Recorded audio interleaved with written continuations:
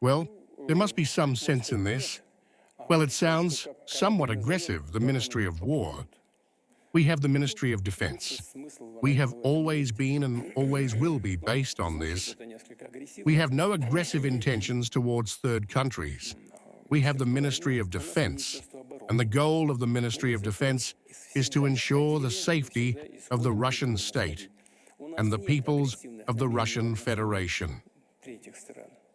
Well, here he is teasing that it is a paper tiger, a paper tiger. I said that all these years Russia has been fighting not with the USSR, not with Ukraine, but with almost all NATO countries. If we talk about, yes, you asked, what is happening on our line of combat? Well, I'll get back to the tigers. Well, our troops are confidently moving forward along almost the entire line of combat. That is, if we take the north, this is the northern group.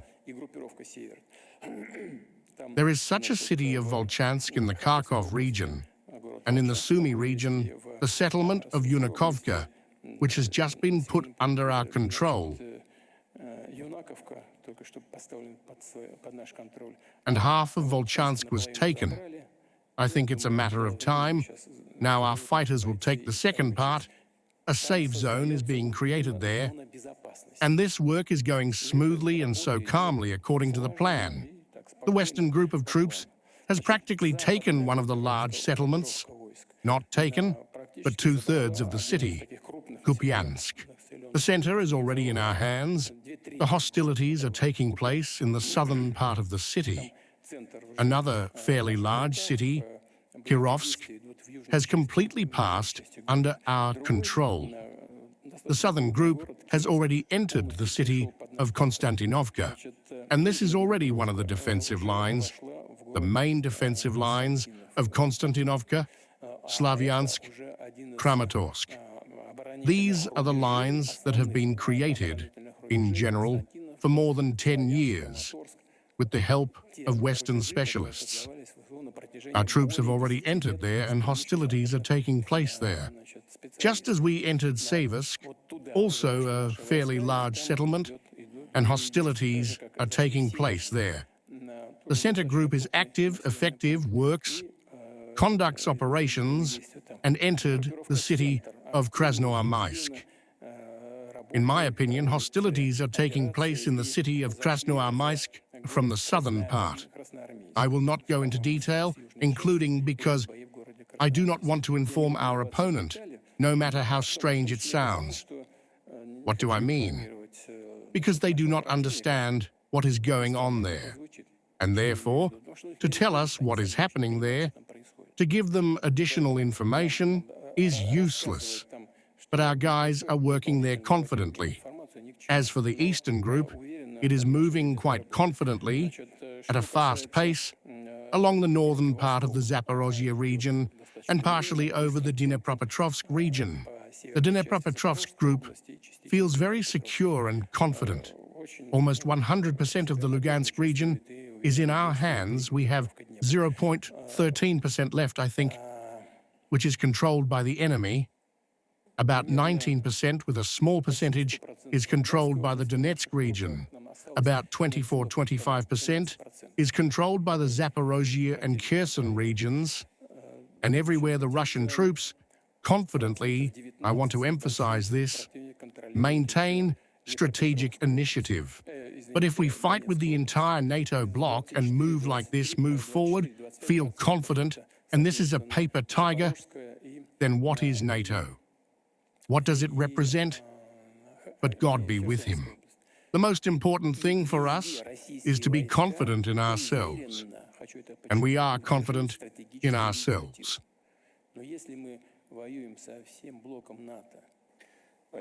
Thank you. There are such children's games to cut out and collect paper tigers. President Trump, when you meet, will you give it to him as a gift? No.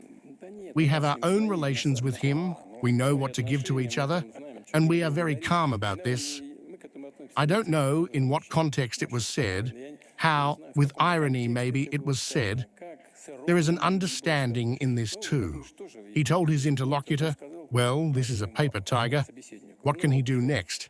Well then, go and deal with this paper tiger.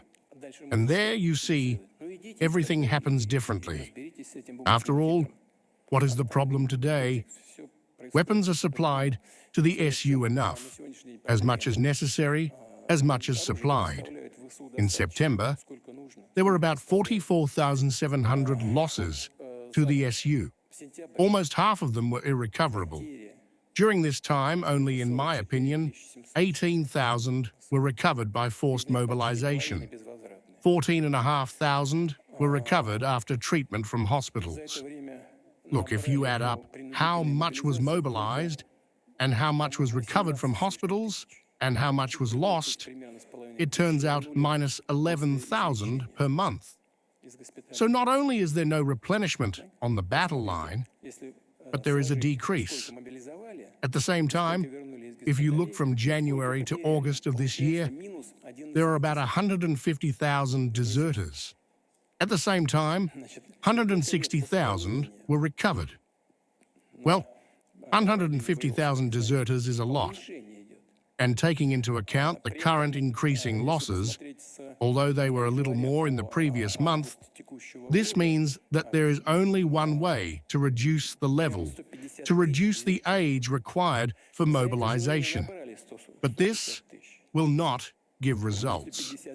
According to both our and, by the way, Western experts, this is unlikely to bring a positive result because there is no time for preparation. Our troops are advancing every day. Do you understand what's going on? They do not have time to regroup, and they do not have time to prepare their personnel. And there are even more losses than the ability to replenish personnel on the battlefield. This is the point. Therefore, it would be better for the Kyiv leadership to think about how to negotiate. We have talked about this many times and proposed to do this. Do we have enough personnel for everything? We have enough. First of all, of course, unfortunately, we also have losses, but they are many times less than from the USSR. And then, you know, what's the difference? Our guys come and register themselves in the army. They are, in fact, volunteers. We do not carry out any mass, all the more so, forced mobilization, which is being done by the Kyiv regime. Why did I say this? I did not come up with this. Believe me, these are objective data, and Western experts confirm this. 150,000 deserters since January to August. Why? Well, people were grabbed from the street. They run and do the right thing. And I urge them to run, because we urge them to surrender, but it is difficult for them to surrender, because they are destroyed behind the barricades when they see that someone is trying to surrender, or they are destroyed by drones, and they are often controlled by mercenaries from different countries. They do not care about Ukrainians at all. They destroy them, and that's it. And the army? In fact, the army is a simple worker, a peasant in Ukraine. The elite does not fight. They only send their citizens to be killed, and that's it. That is why there are so many deserters. We also have them. This always happens during armed conflicts.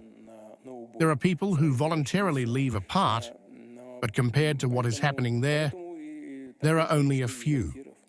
Do you understand? Only a few. And there is a mass order there. This is where the problem is. Therefore, they will lower the call-up age to 21 or 18. This will not solve the problem. It must be understood. I hope that this understanding will come to the leaders of the Kyiv regime, and they will still find the strength to sit down at the negotiating table.